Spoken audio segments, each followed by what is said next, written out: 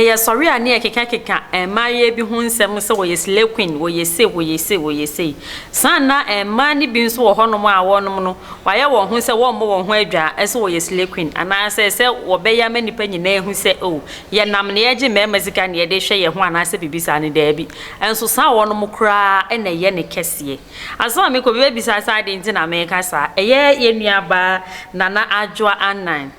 wakokasa ewo Nit FM so na nsem oke nyina ne se eye presenters emani bi wone nam ha waye shepe no ni nyina no nye edwuma wo yezika no wode hwe wo hu e de kire se wo behu rivon bi ehye no ne bo kra no enye asem keto Brazilian hair chocolate hair ne de keka ho ba ko bo etimi ye obi dwetre wode ye edwuma nkasa edwuma ya kase edwuma we de ye sika pudo ne de aye no obi he ananse obi rivon no be hye nko ano etimi to ewi a entade a wo hye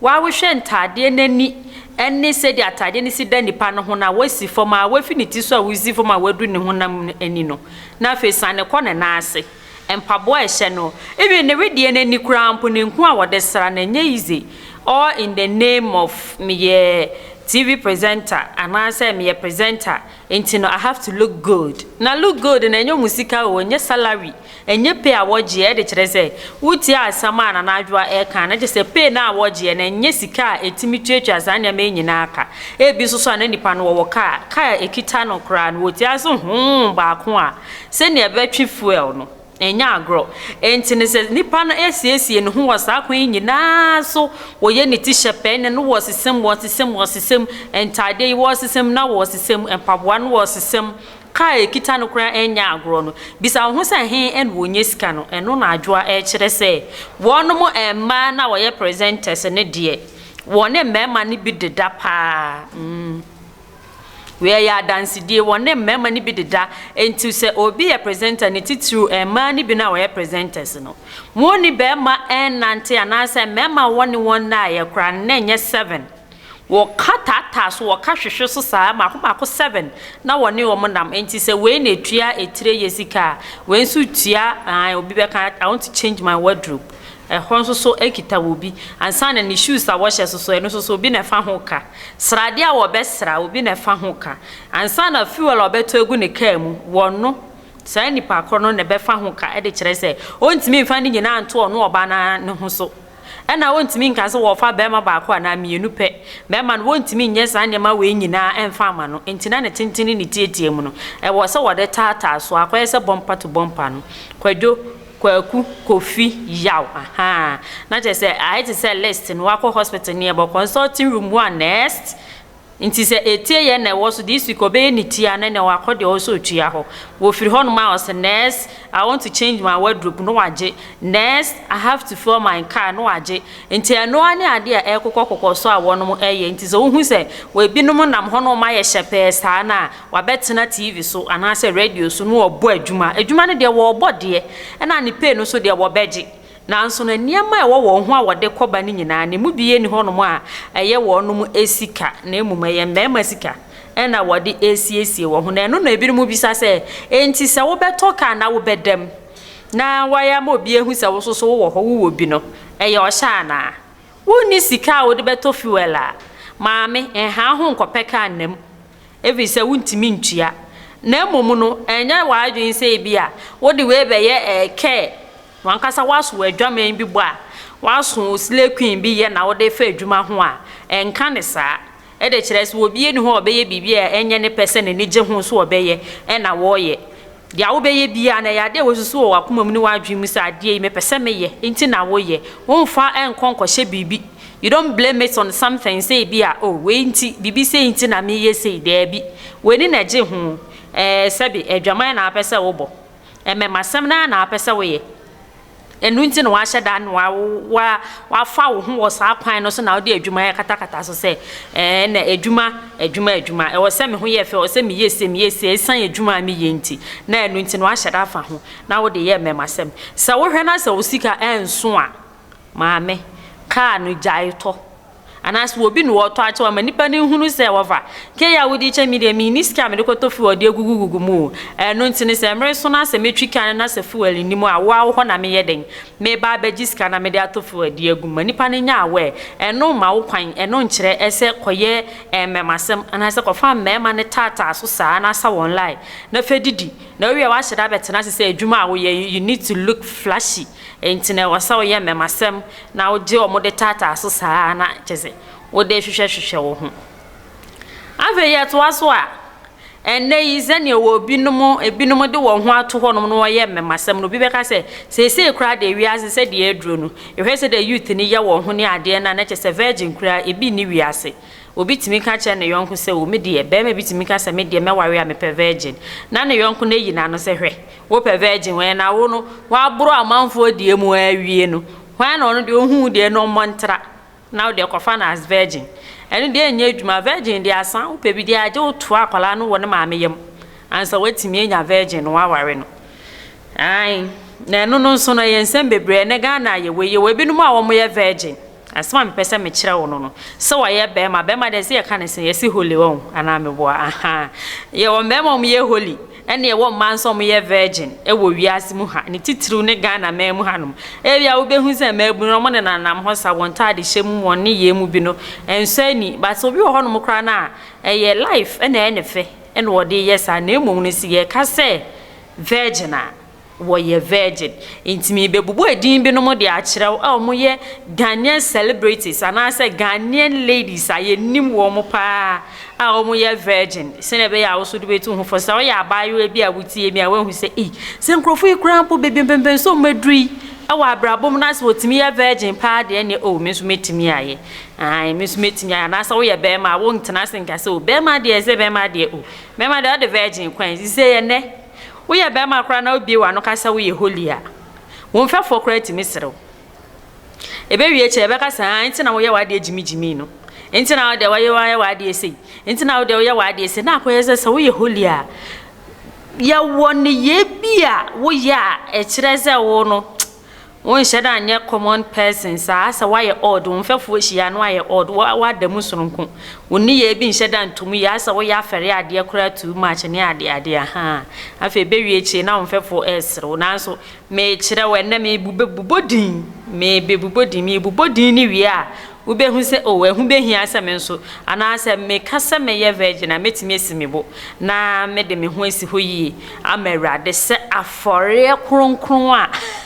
etiase na ode ajerade die nmunyam si ya bobodi ni de na me hyase every Miss V so wa with the Miss V oso won de oye natural girl and am panso hwe ni tinwi no kra na ya akono pa yi ne complexion so ni da ho kama oba atia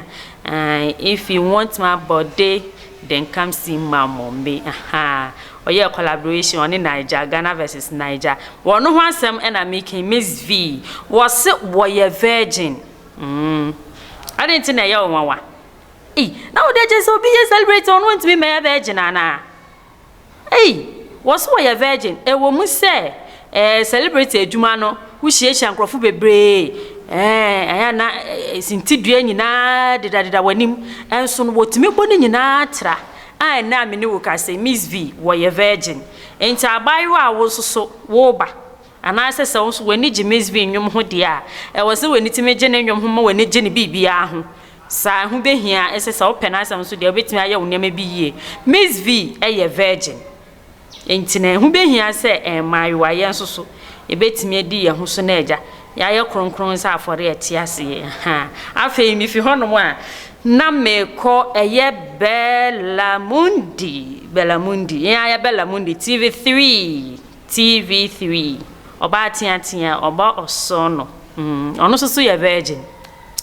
na wo ka ze mi bi mu nze mi bepiepie ye ze Bellamundi woni eye sugar daddies ene de daddy nyesika na zeze dia abana kan ye de medi kan ye no first story ni mu asam no zeze ne abana kan se eye presenters ni bi no woni emema ni bi dida e de sort wo mo ho no so ka se mi bi nsem bi bepiepie o Bellamundi hu se woni sugar daddies ene e dida ene wo de pesika presenter waji din pa wo ba wo ye present wo de ne ho esi ho abɔ adwumaden a ne wa ya tenka behwe Belamundi ne ho asɛm na making wo ye adwuma e wo TV3 emi bi bedu ya ne ho nsɛm be piepie ye pa na ye se wo ne emema ededa papafo no no aha wono ma wo betimi awo no wo ne omo deda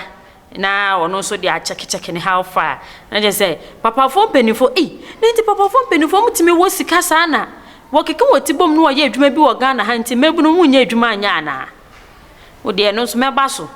eno so meka wan asem ekire enti no na Belamundi wo so ye virgin enti sansam na eba abonten ana nkrofo ekeka ese Belamundi ene empenimfo sugar daddies ene deda ene ode pesika de hwe ne ho no enye no kre e de kire se so ne me kase ya na asem me ne wo kase yi no ono na asem a wo ka ne se wo ye virgin sansam ni nyina eye bosire ka ya microphone ekeka o ma adwen dia akira o manfo ebinum no ma hye da pa asem se wo pese wo de to ne so na ni nyina no enye no kreda afei di odi so eye ma mesewa obi be bi ase ma mesewa be ayese akrobeto eyi bi oye o ase hwani When mammy say when mammy say why I was born so a virgin. Now saying to one also send be PPA. Now mammy say why de no phone near dear nada ben mammy say oh no for say. Aye. Or no so a virgin. Mammy say why I'll buy you a be an answer. She said that why sister precope. Where you cry mammy. What she sinitwa say brand or yabofra cry. And what she sinitwa say what is sinitwa see pa. Ai mama say wa ene we didi mu abeye atenka behwe yi say wagidin e wo sinitwam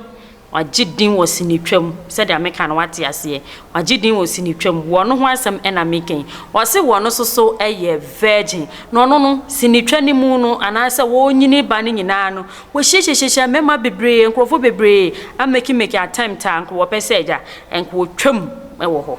wo twam wo sen ewo ho no manso no wa ama obi akwan otimi egina ne na so hye ne ho so e ma san ne ma ni nyina eboguye enti no se wo hoye ayenim ne nko ade wo ye virgin ma me se wa ye virgin na de twato okra be ye wo nwanwa no de twato e be ye wo nwanwa kra no e ye be ma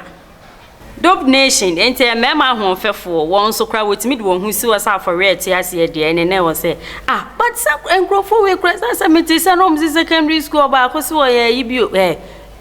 okay de ebia no wo